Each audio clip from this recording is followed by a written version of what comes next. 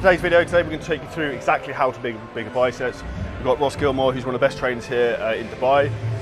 Before we begin the video, if you want a free copy of my arms training guide, there's going to be a link below where you can download that of the exact workouts I'm using to take you through building bigger arms. It's a big goal for me. One of the big things both of us are trying to focus on. What's the number one tip for building arms before we begin? Leave your ego at the door. There you go. Less weight, bigger biceps. Let's begin. Workout is basically going to be bicep, tricep. It's not a superset, it's alternating. So you're going to do one tricep exercise, rest a bit, and then do a bicep curl. So we're going to start with a dual cable press down. I don't even think of that. And then a standing dumbbell curl. So we're going to do like 2 warm-up sets and then begin.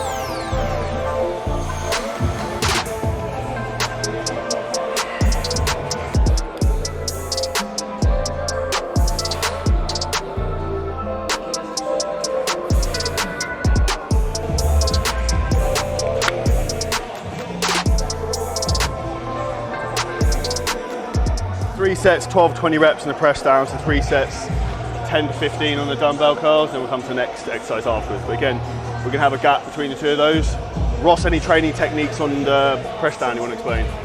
Yeah, I think the big thing with these is the hardest part is often actually not the triceps, it's actually holding that position. So I think Bracing. for a lot of people, yes, you want to retract the scapula and contract all the muscles around your shoulder blades, but you don't want to overdo that because that'll be the first thing that fatigues before your arms.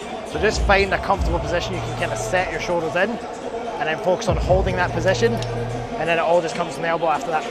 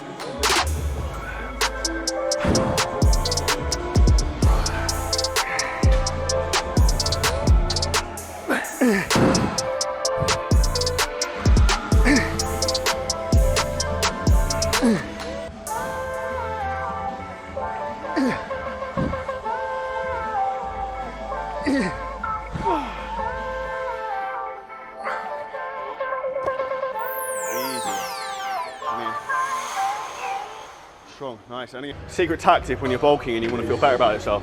My plan is just get really tanned and then you generally look better. If anyone doesn't know what it is, I haven't used it yet, Google melanotan.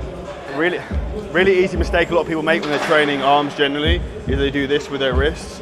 Try and always keep your wrists straight rather than like flexing through your wrist when you're curling, because if you think about it, all you're trying to do is shorten that distance there. What you do with your hand is completely irrelevant. So just try and keep that in the same position rather than like flexing with everything. Also doing that as well, it actually moves the weight closer, so it shortens that moment, which means you're actually just giving yourself a mechanical advantage as well.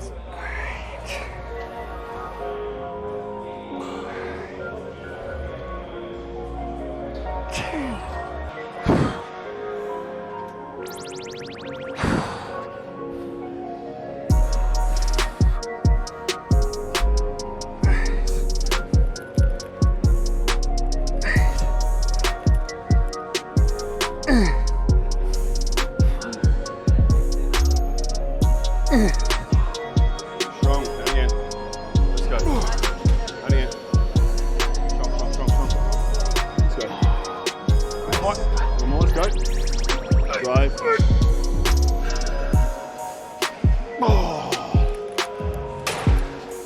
Yeah, that last one felt. I think it's a prime press down and then a preach curl, I think. This is a prime bar, I don't even know what you call these, but basically the advantage of this, you can adjust it where you want, how wide you want it. And by putting D handles on it, it also gives that flexibility to move how you want to move.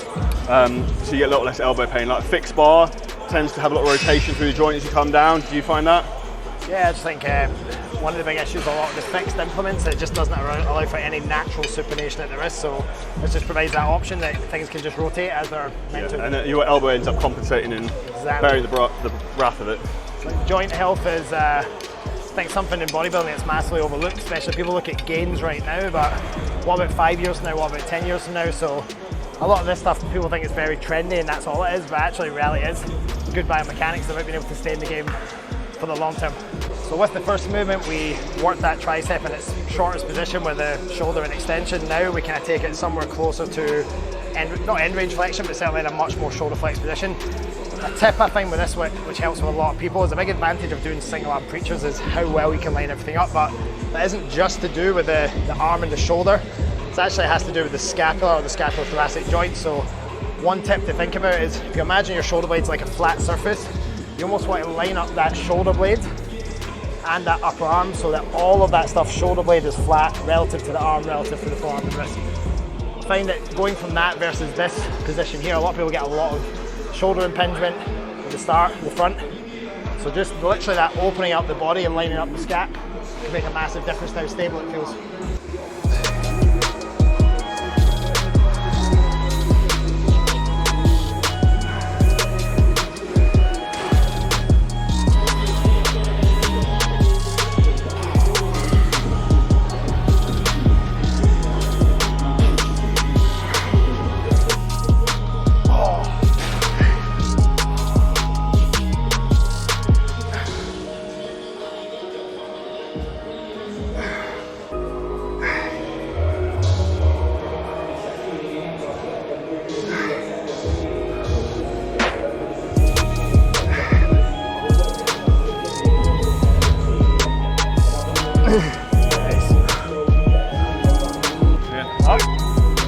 Nice, let's go.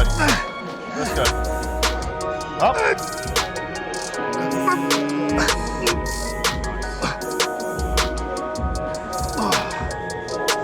Good times. Here's an interesting one. I think if you look back on probably our first YouTube video I ever did, I was doing a dumbbell preacher curl with 22.5 kilos. I'm now doing 12.5. So that shows like I'm getting weaker, but I'm getting bigger. So it's like not fucking form, right? Well, are we allowed to go super technical? Yeah. So if you think about it, it's easy to log weight. But really, load is one component of torque. It's load times moment arm, right? So what a lot of people start to realise that it's a lot of things. It's the load, it's the consistency of being able to keep those moment arms consistent through the movement. It's also then the intent you put into it. So like you said, 22.5 kilos, but with lots of momentum and little intent. Probably short range. And shorter range, it's just not going to quite do the same as that full contractile length with intent and good technique.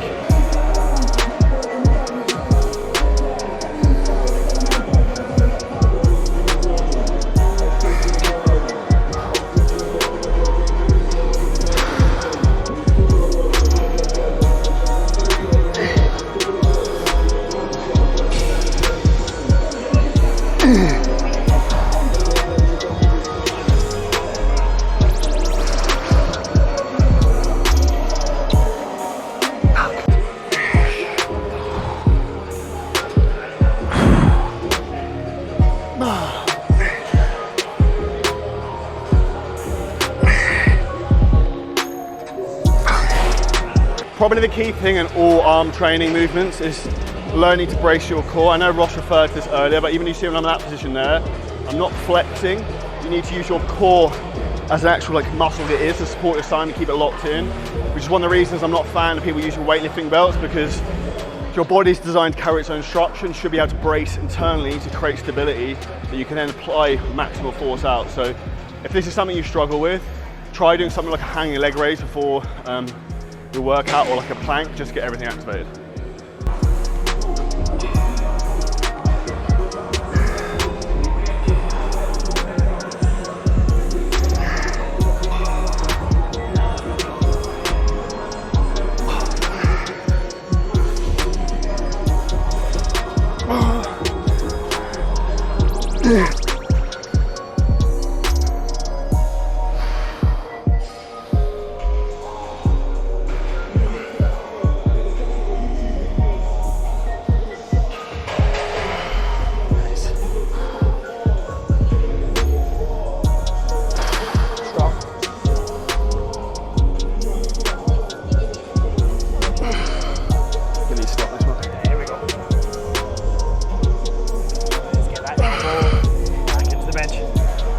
One more. All right, dig on this one. And go. Elbow back. Work. More. Hold. And slow. I think a big mistake a lot of people make is trying to go from like 0 to 100 is like, you have to ramp that intensity up, which is like, if you were to try and go straight into the deep end, you can't recover from it.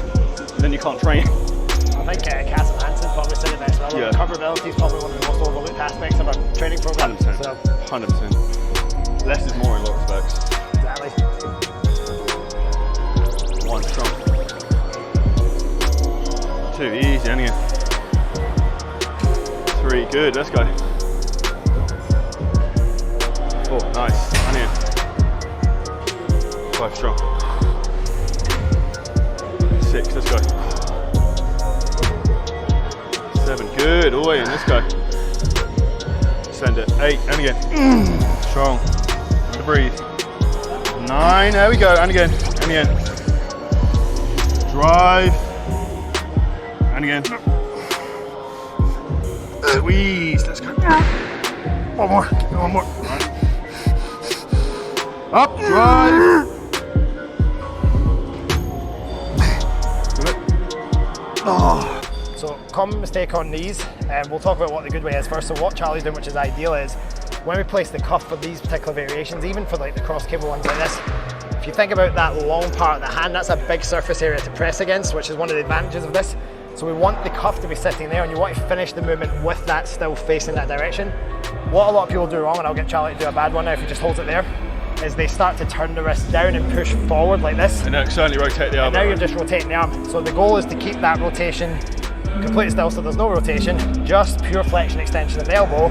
And this almost acts as a bit of a, I always say, use the karate chop, Karate Kid style. That guides the movement and it stays like that the whole time. Mr. Miyagi, Ross Gilmour. Wax on, wax off, that's it. Okay, so we're doing this as a substitute what most people do is a skull crusher. It's the same movement, but we're sitting upright, and we have the ability to move where we want. We can do 3 sets of 12 to 15 reps, and after this we'll come into one final bicep exercise, which will be a standing cable curl. Nice, good. Yep. One more, yeah, slow.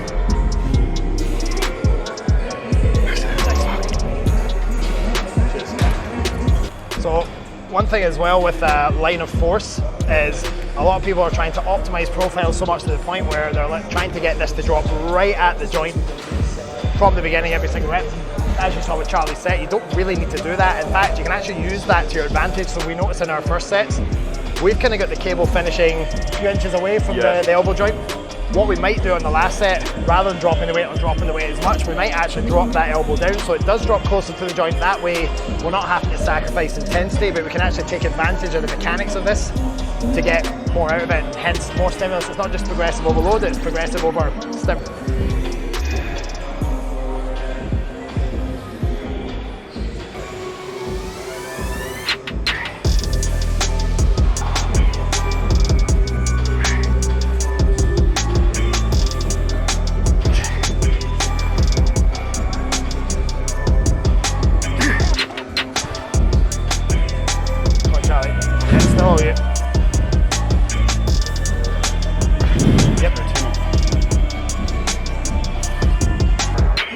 Again. 7 strong. 8, let's go. 9, and again, and again. Let's go. 10, drive, and again, come on. Push, squeeze. Keep these in, keep the elbows in. And again, drive, drive, drive, and again, more. Come on, 2 with me now. 2 with me. Push. And again, one more. And again, push. Drive.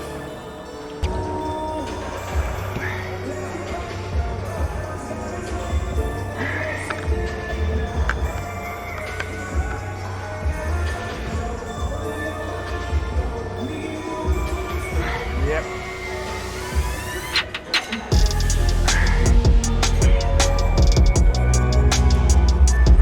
Let's drop those elbows down a little bit now. Even more. There, yeah, that's it. Way more stretch in the back end doing that. And a nice little drop off as well. There we go, hold it up, and drop off. There we go, 3 from here. You got these. Good, rest in line with the elbows. There we go there. 1, 2, 3. Full lock, and straight back. 1, 2, 3.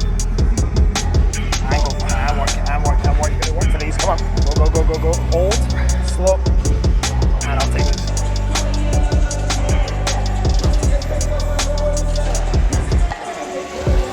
Nice.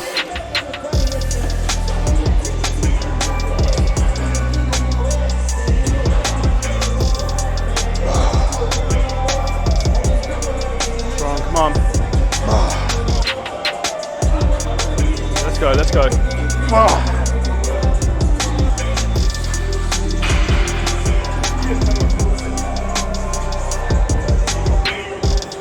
Do me a favour, just a very small amount.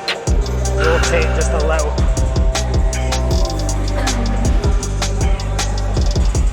Nice.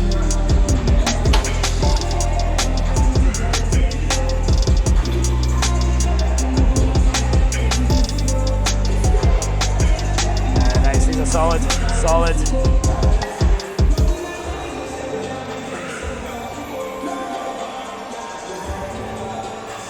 All right, 3 from here, Charlie.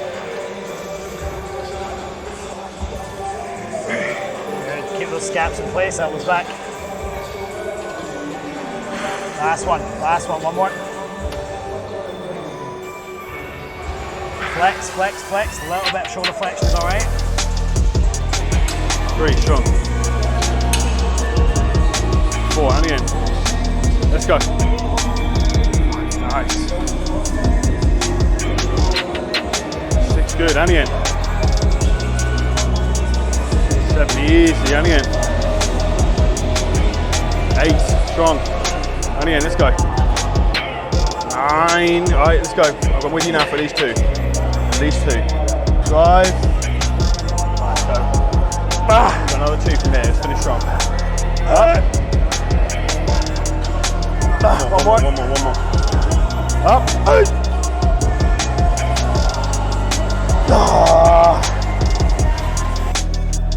2, good, hang in.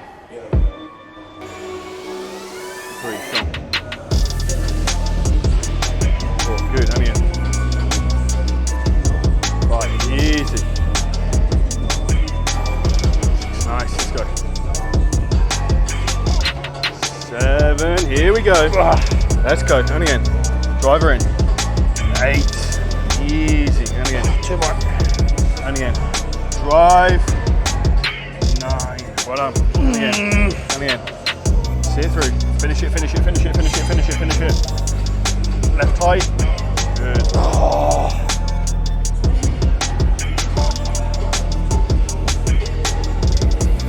All right, big last set.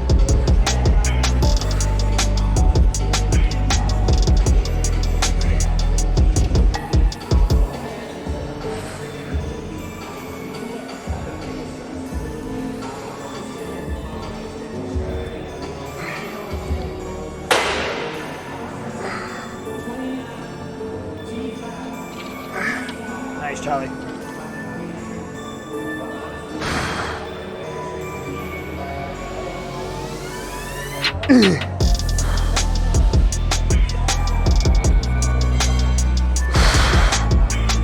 One more. And at least one more.